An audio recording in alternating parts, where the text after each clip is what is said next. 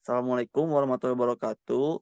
Di sini kita akan mempresentasikan laporan audit sistem informasi arsip di PT Clay bersama Jaya dengan kerangka kerja COVID-5. Anggota kita ada tiga, ada Heru Elfansyah, Josandi Ruhansah, dan saya sendiri, Calvin Umara Rafiq Esa.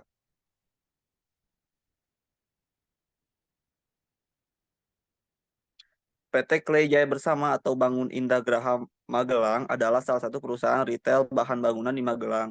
Perusahaan ini sudah menerapkan sistem informasi untuk mendukung kinerja masing-masing divisi pada perusahaan. Sistem informasi yang digunakan PT Clay Jaya Bersama adalah Akurat dan Rene. Namun pemanfaatan terhadap sistem informasi yang ada belum optimal, sehingga proses kerja menjadi kurang efisien. Maka dari itu, perlu untuk mengaudit sistem informasi yang berjalan saat ini pada PT Clay Jaya Bersama. Adapun kerangka kerja yang digunakan dalam penelitian ini menggunakan kerangka kerja COVID-5 dengan domain DSS, Deliver, Service, and Support. Deskripsi umum tentang standar yang digunakan. Tujuan utama, COVID dirancang untuk membantu organisasi mencapai tujuan bisnis mereka dengan memastikan bahwa TI mendukung dan memfasilitasi operasi sehari-hari, mencapai kepatuhan regulasi dan mencapai inovasi. Domain dan proses. COVID mencangkup 4 domain utama yang mencerminkan area tanggung jawab utama dalam TI.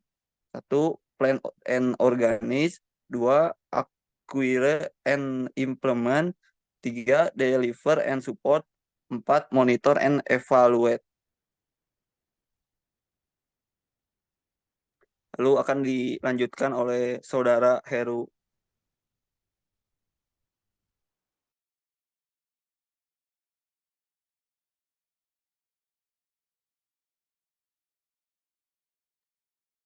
Mic-nya Heru. Oh iya, lalu yang berikut domain pada COVID 2019. Domain pada COVID 2019 ada 5. Yang pertama ada governance, objective for governance of enterprise IT atau govern. Lalu yang kedua, governance objective for the governance of information and technology atau dalam singkatan GOIT.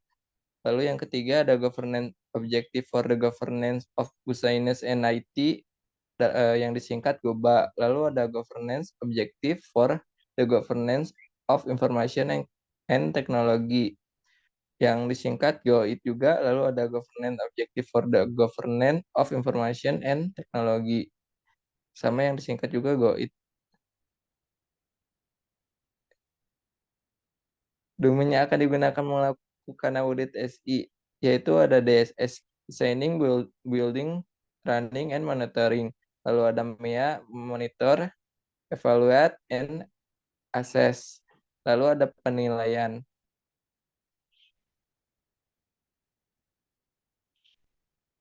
Alasan pemilihan domain yang pertama adalah penggunaan domain DSS, Designing, Building, Running, and Monitoring, dan MEA, Monitor, Evaluate, and Access dalam COVID 2019 mencerminkan pendekatan yang komprehensif terhadap pengelolaan teknologi informasi di dalam satu organisasi. Lalu yang kedua, dengan menggunakan DSS dan MIA bersama-sama, organisasi dapat mengelola teknologi informasi dengan cara yang terpadu, adaptif, dan terus-menerus, meningkatkan kinerja serta keamanan teknologi informasinya.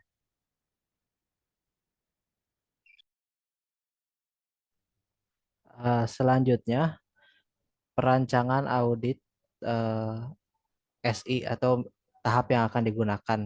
Jadi dalam audit SI ini tahap yang akan digunakan ada pertama tahap identifikasi terhadap sistem yang sedang berjalan, lalu penetapan ruang lingkup audit. Setelah itu ada informasi awal pada PT yang kita lakukan audit.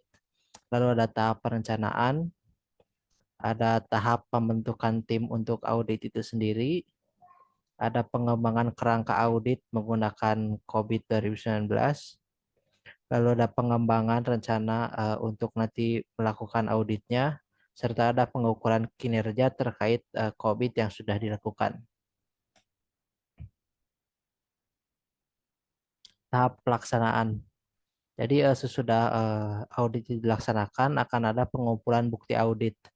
Melalui pengujian yang terfokus akan dilakukan evaluasi terhadap kepatuhan SOP dan keamanan data sistem arsip dengan melakukan uji penetrasi keamanan serta analisis kepatuhan terhadap SOP yang berlaku. Lalu yang kedua ada wawancara dan observasi. Proses wawancara mendalam dengan personel IT yang terlibat dalam keamanan data dan pihak manajemen arsip akan dilakukan sambil melakukan observasi langsung terhadap proses yang ada untuk mendapatkan pemahaman yang lebih baik dan menyeluruh. Lalu yang terakhir ada tahap laporan. Jadi setelah dilakukan audit, akan dilakukan penyusunan laporan audit dan hasilnya akan dianalisis berdasarkan berdasarkan kerangka kerja COVID-5 untuk mengidentifikasi kepatuhan, risiko yang teridentifikasi, dan serta rekomendasi perbaikan yang mungkin akan dilakukan. Lalu setelah itu ada presentasi hasil audit. Hasil audit yang tadi setelah dilakukan akan dipresentasikan kepada manajemen dan pihak terkait untuk menjelaskan temuan dan rekomendasi yang bisa dilakukan. Dan yang terakhir ada tindak lanjut, yaitu akan dilakukan monitoring terhadap implementasi rekomendasi perbaikan yang diusulkan, serta evaluasi terhadap tingkat kepatuhan dalam jangka waktu tertentu untuk memastikan efektivitas audit yang sudah dilakukan. Itu aja sekian dari kami. Mohon maaf atas banyak kekurangannya. Wassalamualaikum warahmatullahi wabarakatuh.